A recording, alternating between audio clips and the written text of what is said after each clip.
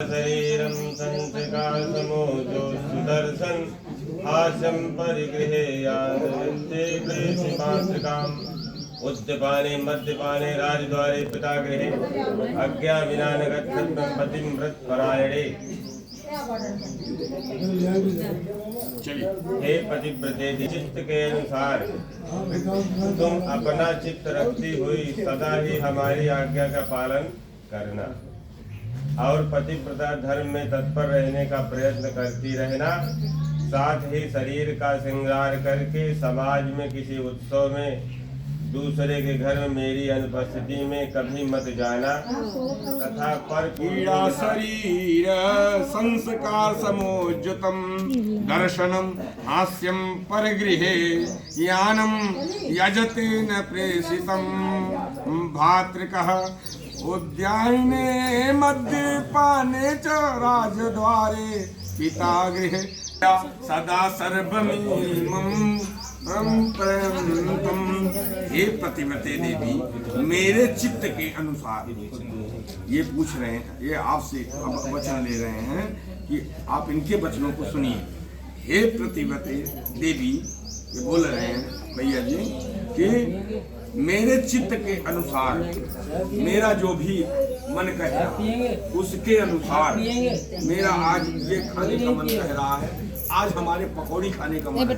समझ नहीं हमारी बात को? चित्त का मतलब चित्त इनका कहाँ जा रहा है, किस प्रकार से चाह रहे हैं, किस तरह से रहना चाह रहे हैं, उसी तरह से आपको रहना होगा। इनके चित्त के अनुसार आपको बना के रखना है। अगर आज इनकी इच्छा ये हो गई खाने की तो आपको वो देना होगा।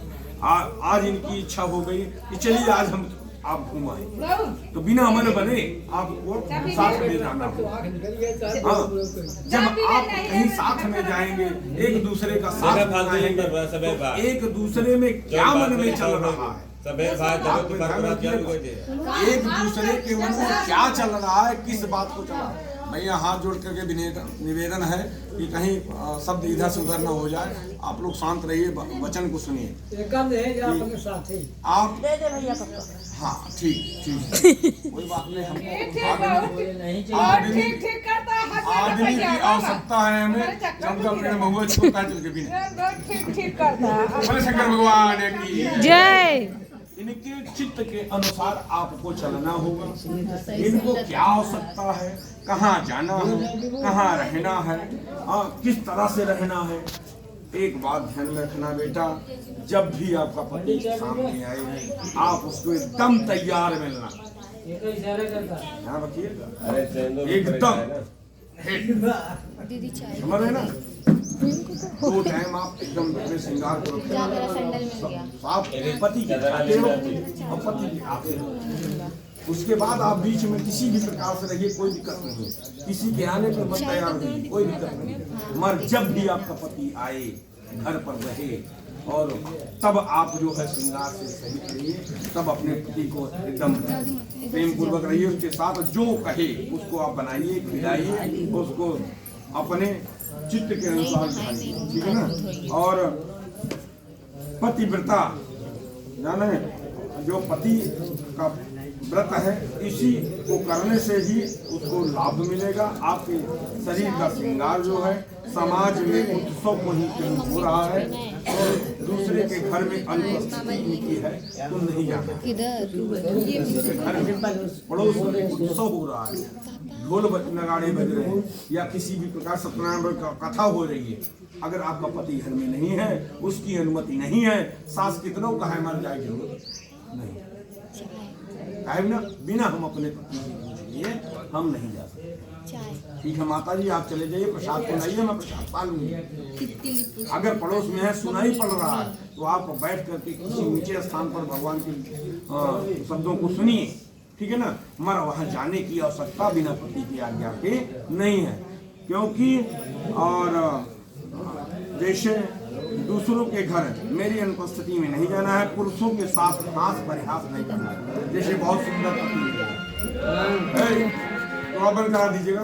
पति जैसे आपका पति है, इनसे भी बड़ा सुंदर पति नहीं कर रहा हूँ, जैसे कोई इनका साथी है, बहुत बड़ा सुंदर, बहुत अच्छा परिहास करता है, बहुत बढ़िया मजाक करता है, हाँ, बहुत बढ़िया चुटकुल्ला सुनाता है, हाँ, या किसी भी प्रकार से आपको शायरी सुनाता है, तो शायरी का वो सुनाता है। आप उनके भाव में आकर आप अपने पति को भूल करके उसके साथ हाथ प्रयास करना तो आपके सारे सातों वचनों को ये बोले जाएंगे। ध्यान रखिए इस सब चीजों को आपको ध्यान रखना है। जब आप ध्यान रखेंगी तो इनको मानना ही पड़ेगा सातों वचन, ठीक है ना। आपको भी सुधरना होगा।